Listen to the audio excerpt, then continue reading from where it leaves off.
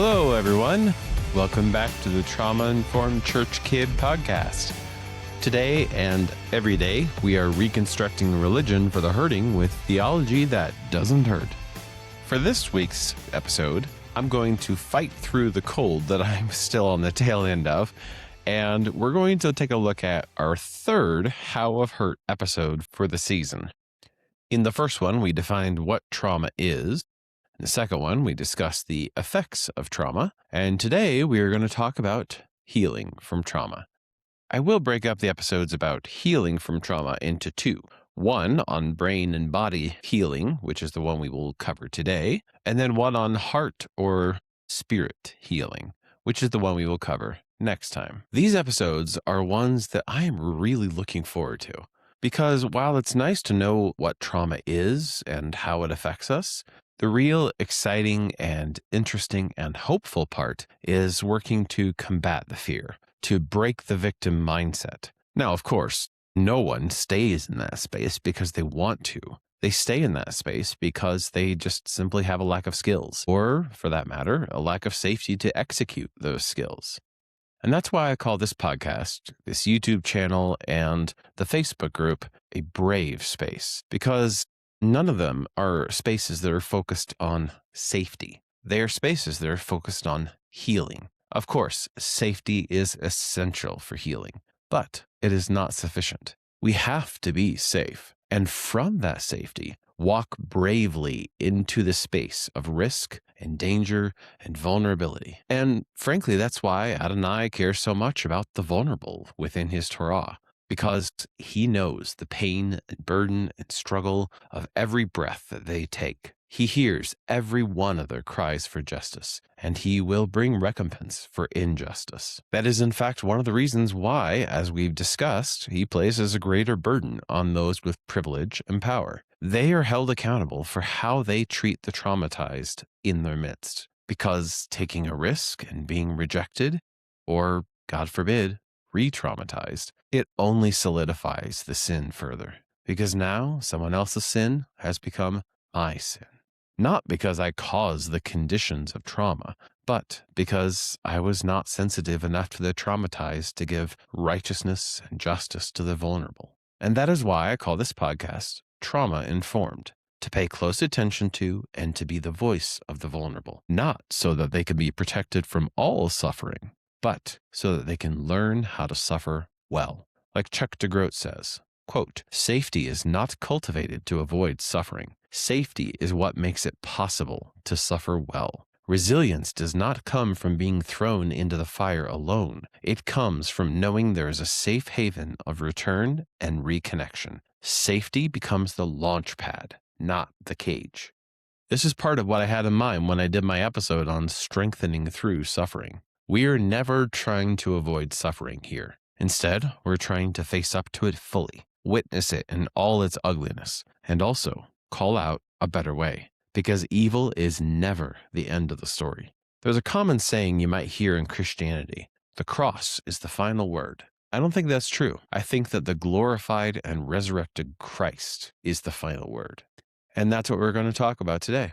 How we can heal in our bodies and our brains from trauma. So to kind of call back to the previous How of Hurt episode, we talked therein about the neurosequential hierarchy, where at the base level, we have to regulate, and then we can relate, and then after that, we can reason. We're only going to cover the first and the last one today. In the next How of Hurt, we will cover the middle one, the spirit level attachment, the heart and center of the person. But today, we're going to look at the body and the mind. So first, the body. In the 3 R's, this correlates to the regulate step. As we discussed in the previous How of Hurt episode, the primary effect of trauma happens in the body, where the body keeps the score. And that score lingers well beyond the physical threat. It goes much deeper than simply what we think or the stories that we tell ourselves in our heads. So because of that, the path to healing from trauma in the body looks like regulation. Now, my clients will know that I do not like the word coping skills, because that phrase gives an impression of just white-knuckling through the pain. Also, it seems to treat it as if it will never change, and the best we can ever do is cope. That kind of perception is reflected in the slang term cope, where people are convincing themselves of what they know is not true through flimsy pretexts. In healing from trauma, we are not here to cope. We're here to empower, to remind our bodies of what actually is true, instead of what they feel is true, or what trauma has taught them is true. I try to work with my clients to help them remind their bodies of the power that they already have, to bring choice to something that feels out of control, to choose the point of attention within their body, but most importantly, to choose what they do in response. That's why I call this process resourcing, gaining a greater and more reliable set of skills. Within healing, we are not looking to just cope with the trauma reality. We are looking to be able to choose from within the trauma responses, to unblend from the all-consuming feelings and sensations, to be able to observe them without being absorbed by them. Now, to be clear, the goal of this resourcing is not to make the pain or the suffering go away, because what we resist persists. What we fight tends to fight back. The goal is just to create enough space to feel safely so that we can see clearly enough to be able to be curious, to build a different relationship with those sensations, to see them as misguided allies rather than enemies, perhaps even to be able to befriend those autonomic reactions and to teach them a better way. And ultimately, the reason why I focus so much on the body is because we are made to be embodied creatures. We are not brains in a vat. We are not spirits or souls trapped in a body. Our physicality is a core component of ourselves. And I would even go so far as to say that any healing from trauma that does not start there is starting at the wrong place. That's why I am a somatic psychotherapist. I practice and work on bottom-up healing, using the body as a resource to help heal everything else, instead of looking at our flesh as being a problem that we have to kill. So let's consider a couple of things you can do in the moment, so to speak. And the first acronym I'm going to give you here is SLOW. SLOW.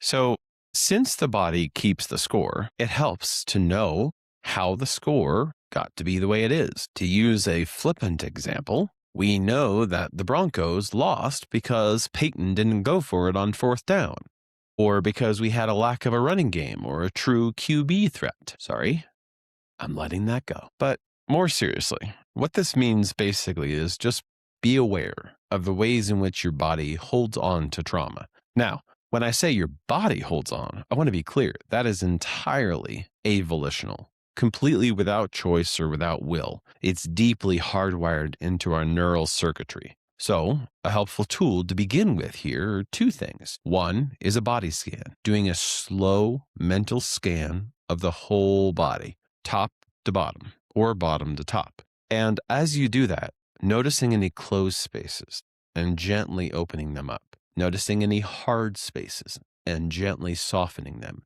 or noticing any spaces that have rigidity and slowly bringing flexibility and ability to stretch within those spaces. Another option is what we call a somagram, which is a record of body sensations and reactions. It's kind of like somatic journaling. Very often, it can be color-coded to express certain emotions. And when you create one of these, it helps to identify common pressure points for trauma recovery. So let's take a look at this acronym.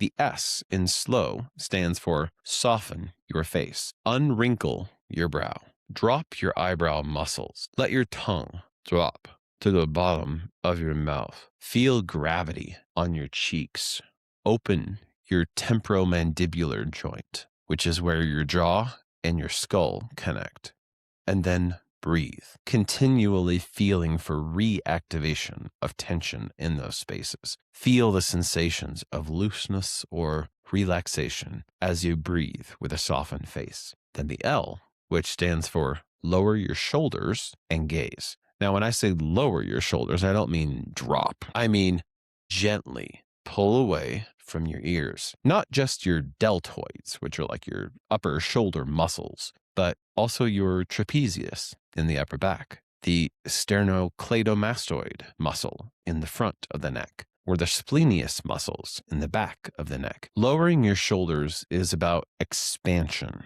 without tightness. And of course, we don't just want to lower our shoulders. We also want to try to lower our gaze. Now, lower your eyes, but not your head. Don't want to drop your chin down to your chest while looking. You want to just drop your eyes, because those eye muscles are connected to the vagus nerve, which winds all throughout the entire body. You don't want to lower them too much, not enough to cause a headache, just enough to cause a good stretch within those eye muscles. The O in slow means to open your chest or your belly. Breath work, actually, is gaining a lot of research into its efficacy. This is not just some Hollywood fad that people are talking about. There is a ton of research that indicates that consistent breath work aids in recovery from trauma. So a couple of things to keep in mind as you do that opening up your chest and belly. You want to breathe in with your belly. Think of your belly as like a balloon that you're going to inflate, and only that balloon. When you breathe, your shoulders and your chest shouldn't rise and fall. Only your belly should expand, and then pull that breath up into and filling the chest and lungs. And then, this is going to sound weird, but I promise, try it. It can work. Exhale through the navel. Obviously, you are exhaling through your mouth or nose, but you want to kind of breathe all the way down into your belly. And as you do that, consider trying to pull your shoulders slightly back, because our shoulders are just so used to closing up, not just because of trauma, but because of computers where we sit there and we close up our shoulders as we type, or our phones where we hunch over them and look at them. Instead, when you open up your chest and pull your shoulders slightly back, it creates a stance of power and good posture. Now, this is not pulling back at attention, but a space that is secure and stable, able to respond to any threat. If you do that, you might notice a slight tingle down your spine. Very often that will accompany opening up the chest and the belly. And that too connects again to the activity of the vagus nerve. This is something that we will discuss an awful lot more in our second Healing from Trauma episode. We have discovered that there are many regulatory mechanisms of the vagus nerve. In this specific case, by doing a belly breath, you are activating the phrenic nerve, which is in the diaphragm. It then sends feedback to the parasympathetic nervous system that helps you to rest, digest, and calm. Now, the W in slow stands for wilt your fingers. Think of them kind of like overcooked fettuccine. Now, you can do that either while you're holding them in your lap, perhaps, or while you let your arms droop downward. Feel the blood flow back into them, circulating all the way down and then all the way back up. And notice the travel of that blood all along the entire length of your fingers. And you might notice that as you do this, you might start to default into the opposite of what we were just working on. Your face might tighten up. Your shoulders might hunch in. Your core might tighten, or your shoulders might tense up. If that happens, recheck. Go back through the SLOW acronym and do it again.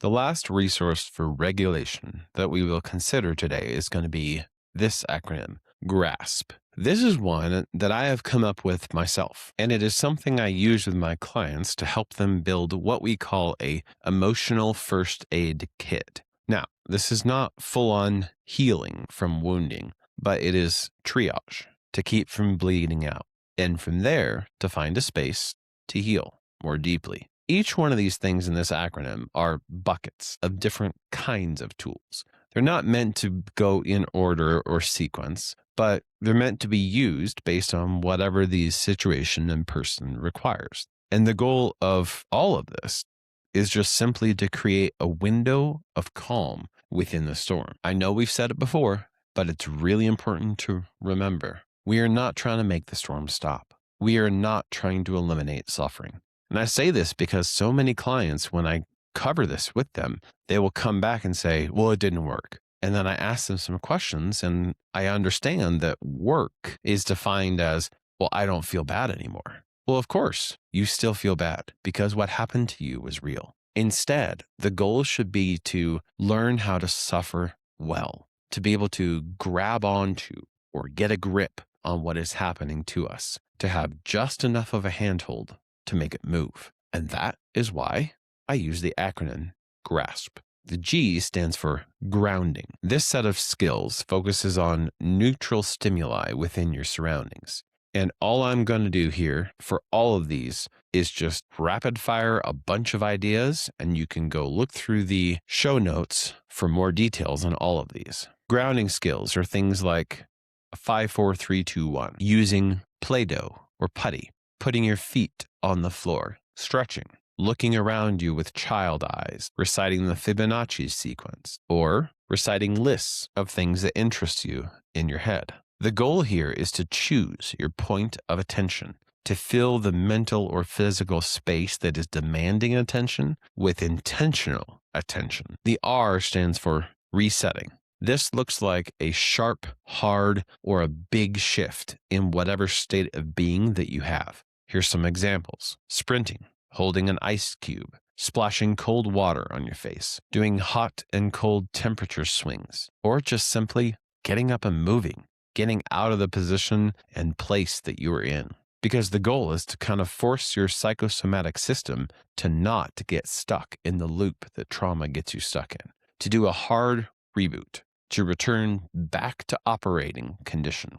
The A stands for anchoring. Anchors are any sensory experience that connects you to what is real and present. Things like a mantra or a verse of scripture, like a worry rock or a fidget tool. Textures can be an anchor. Smells, sounds, or just simply breathwork can be an anchor. The goal is to help you resist the pull of what you do not know or what you cannot control by drawing all of your attention to what you do know or what you can control, here and now, in this moment. The S in GRASP stands for soothing, to focus on activating pleasurable or pleasing sensations in your surroundings, using things like essential oils or candles, putting a fire in the fireplace, making some tea, that one's mine, taking a warm bath or snuggling up in warm clothes, giving yourself a gentle, stroking touch on your arm, for example, doing something that I call a nibble feast, where we slowly savor a meal or a treat. And the goal of these is to help remind your body that pleasure and joy still exists, because these are much more of Adonai's creation than trauma is. And what trauma does is it wires us to see all of these good and beautiful things as irrelevant, or to misuse them through overindulgence as our best guess at how to comfort us. Instead, mindfully and carefully activating a soothing experience reminds us of the beauty of our bodies and the love of the God who made them. I talked about this with Dr. Petitsis in our Beauty First Healing from Trauma episode, a few things he offered from the Eastern Orthodox tradition. And frankly, as a Protestant, I have to say, the Eastern Orthodox tradition has us beat in this regard. If you ever walk into an Eastern Orthodox church, you will be flooded with beauty, iconography, stained glass windows, incense, soft, harmonious chanting. All of these things are designed to be beautiful, and that is exactly what can be helpful in the recovery process of healing from trauma. The P in the GRASP acronym stands for playing. In this bucket, we are just trying to activate playfulness, frivolity, laughter, or anything else that is not quote-unquote productive. Things like tickles, humorous videos, trying to do something that you know you will fail at, and purposefully and kindly laughing at yourself.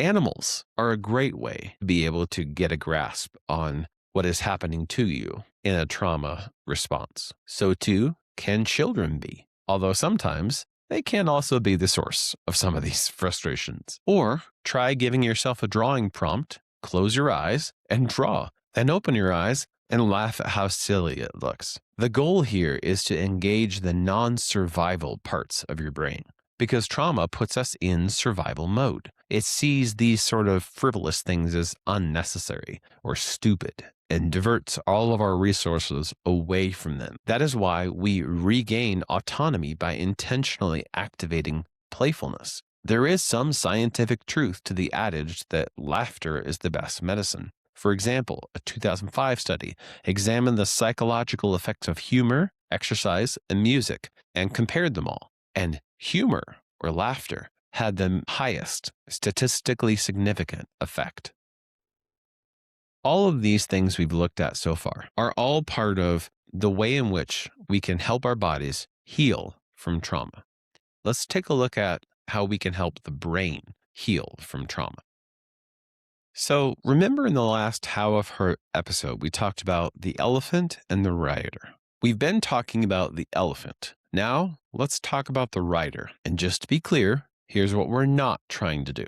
We are not trying to make the rider take control and force the elephant where he wants to go. We are not trying to teach the rider how to think positively or to be reasonable. Here's what we are trying to do: to help the rider think more clearly by filling the mind with thoughts that are distinct from the trauma. Ultimately, these are mindfulness skills. Mindfulness is three things: purposeful attention, present moment awareness, and non-judgmental acceptance. Mindfulness has been experiencing a bit of a rage in the last decade or so, with both vehement proponents and opponents. Very often you'll hear Christians deride mindfulness as Eastern or New Age, which every single time I hear that, I just think you have no idea what you're talking about, because mindfulness is none of those things when done well. In fact, mindfulness is very biblical, with the purposeful attention, for example, where David says, "How I love to meditate on your law,"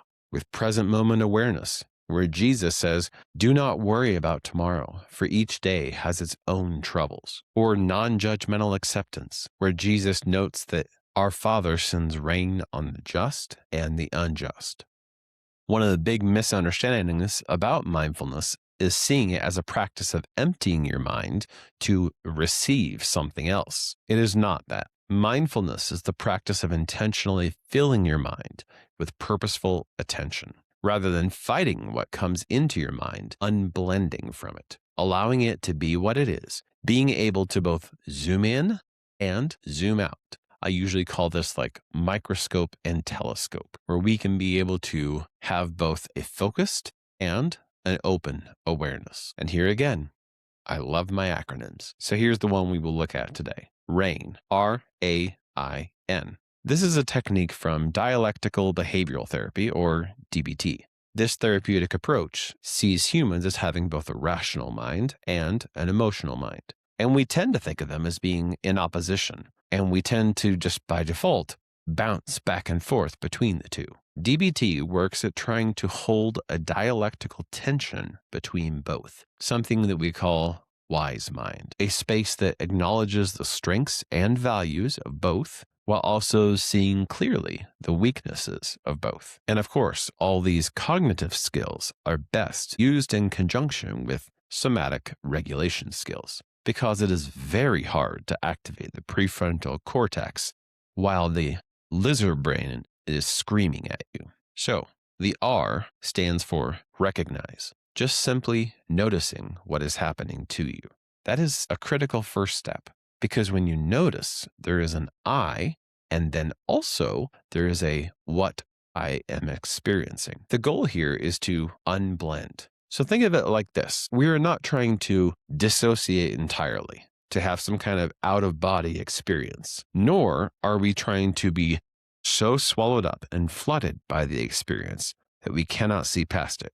We are trying to give just enough space to see it and to see through it, to observe without being absorbed. And very often in this process, it helps to name the emotions, to give them really rich descriptors, not just simple things like mad, bad, sad, glad. There is some truth to the adage, name it to tame it, because when we can recognize and name something, it shifts our relationship to it from this big, scary cloud of fear to something that we can see the edges of and know the shape of, something that I can feel and also stand apart from what I feel. The A is allow. Very often, this is one of the hardest parts because our basic human wiring is to seek out pleasure and avoid pain. And most people will want to get rid of unpleasant experiences at any cost. This is why I keep harping in this episode on suffering well. The goal is not to eliminate suffering. That's impossible. The goal is to reduce the recoil we experience when we suffer. And if not quite to fully embrace it, at least to allow it. Functionally, allowing your emotions is not gaslighting yourself because you feel what you feel for a reason. What happened to you was real, and it was awful. Your reactions to that event are your body's way of reminding you that it happened and to never let it happen again. That can be helpful if there is still a core I that can still choose in the middle of that experience. And speaking of I, the I in the acronym is investigate. This is where, after recognizing and accepting, we start to make it helpful. We do things like getting curious about the experience. Now, curiosity is observational, not judgmental. I tell people investigate it like a scientist. Gather data. Don't jump to hypotheses and conclusions. Just collect. And the reason why this is important is because curiosity is a survival luxury. And by activating it, we hack our nervous system. But furthermore, curiosity and wonder are crucial to being able to see beauty. So asking yourself things like, what is this trying to tell me? Perhaps even personify that experience as communication from a part of you. Maybe a part that holds the pain of the event. Maybe a part that sees that pain and desires to protect you from ever experiencing it again. Maybe a part that wants to protect you by keeping you from feeling it. Whatever it is, there is always a positive intention behind it. I very often call this looking over the shoulder of the emotion. Not to see past it or beyond it, but to see its backside, because it is facing us with pain and suffering. But that is always the flip side of some good creation of God that has been twisted and mutilated by the actions of others, and sometimes even by our own actions. And now, finally, having done that investigation, now we nurture that part of us. That is very often the natural next step, because whenever people do this practice, they will invariably tell me that apart from the face of this experience, on the backside, there is a younger or hurting part. And then our job is to respond to that part of us with the love that they needed in that moment. Now, love might look like a lot of things. It might look like justice, standing up for her, being her voice, or comfort, telling him he's not crazy and you're with him now. It might look like peace, reminding him that this person is gone and the situation is different now. Or it could look like action, doing for her what she needs you to do, but she is too afraid to do. All of this is about seeing this part of you as not being defined by the trauma, shaped by it, certainly, but there is always goodness underneath. Think of Jesus' parable of the lost coin. This is a parable that St. Gregory of Nyssa uses and applies to human beings, where he talks about the image of God being that lost coin. As we nurture those parts of us that have been hurt by the world, we unearth the value that these parts of us have, and the value that part of you may not realize is still there, or maybe even you don't realize is still there. One of the best ways to do that nurturing is to refuse to name that part by its trauma name. Name it by what is underneath. For example, rather than calling this part my self-harm part, consider calling it your I desperately want to live and will do anything to feel part. Instead of calling this my addiction part, maybe instead call it your hurting and longing part. The part that just doesn't feel strong enough to handle it without alcohol or whatever the addiction is. And once you have named it by what is underneath, be Jesus to that part of you. Love those who seem like our enemies. Wash the dirt and muck and blood of life off of their feet. Give them a white robe and a new name.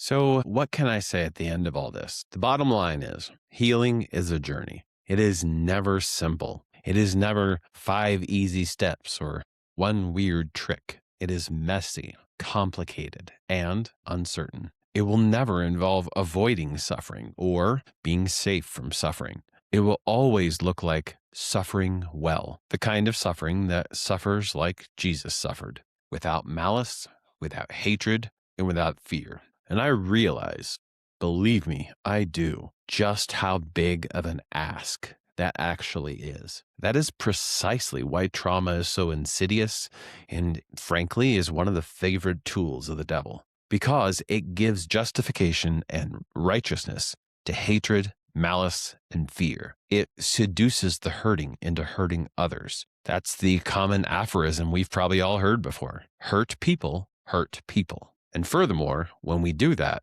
we often call it justice. The author and trauma survivor Miroslav Volf calls that solidarity in sin, where we join those who have sinned against us by sinning against ourselves, by treating our bodies and our minds as something other than the temple of the living God, inviting self-injury, self-loathing, self-recrimination, giving safe harbor to hatred and bitterness and evil in our own hearts. This is us picking up the weapon of the abusers and using it against us, being deputized to continue their abuse. Now, we were unwillingly conscripted into trauma's army, but we now voluntarily re-enlist. And I want to be super clear.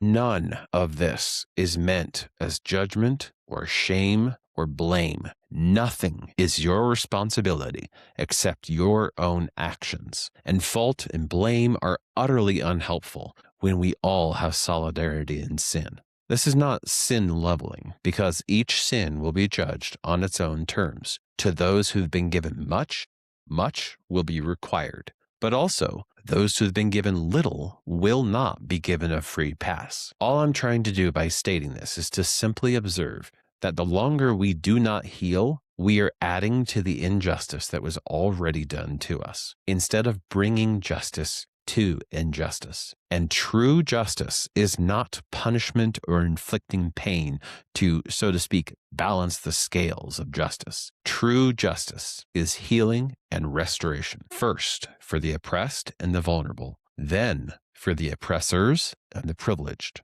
My final hope is this. Through these episodes on the How of Hurt, you will learn how to suffer well, not by being a doormat, but by being a victor, to have the victorious Christ by our sides, suffering with us. To quote Miroslav Volf one last time, quote, "All sufferers can find comfort in the solidarity of the crucified, but only those who suffer against evil by following the example of the crucified will discover him at their side. To claim the comfort of the crucified while rejecting his way is to advocate not only cheap grace, but a deceitful ideology."